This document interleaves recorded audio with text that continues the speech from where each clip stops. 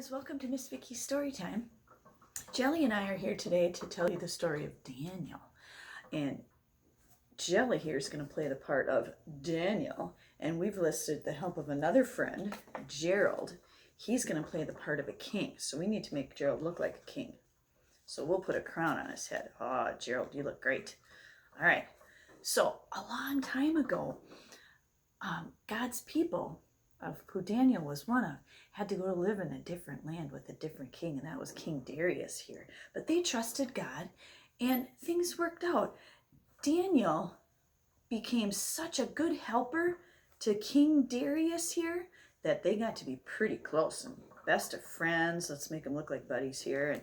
And he would do work for the king, and he'd advise the king, and he got to be pretty important. Well, King Darius, he already had some advisors. I gotta find my other friend here. Kiko's here. He decided to help us tell the story too.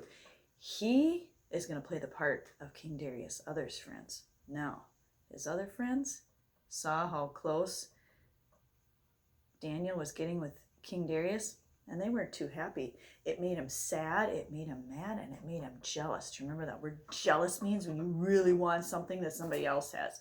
So they were getting pretty jealous of Daniel because the king kept asking Daniel for advice. So they came up with a plan. They came up with this plan because they knew Daniel, and they saw Daniel every day playing, like 3 times a day. Daniel would pray to God, thanking him for all the good things and thanking him for keeping him safe.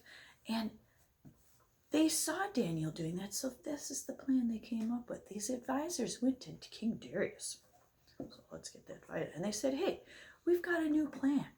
We think you should come up with a law that says we can only pray to you, to King Darius. Oh, now, King Darius, he thought, that sounds great. Yeah, everybody pray to me. Sounds great. Let's make it a law. So they did.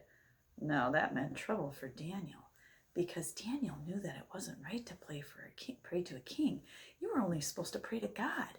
But that didn't stop Daniel. He trusted God, and he still prayed to God every day, 3 times a day. He'd always pray to God.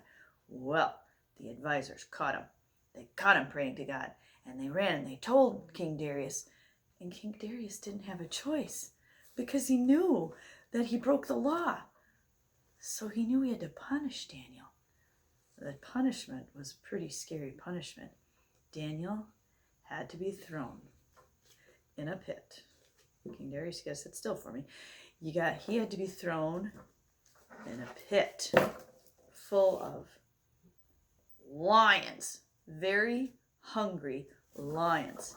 So King Darius, he was so sad, but he knew he had to obey the law. So they threw Daniel into the pit of lions. And King Darius was so sad, and he yelled, oh, Daniel, I hope your God can save you.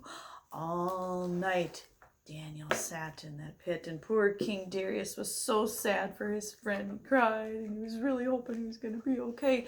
So then the morning came, and King Darius went to the pit, and he's like, Daniel, are you okay? He yelled. And they opened the pit, and out Daniel came. He was just fine.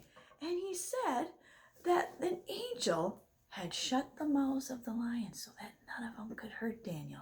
He said, my God did save me. I knew that if I trusted God, he would save me.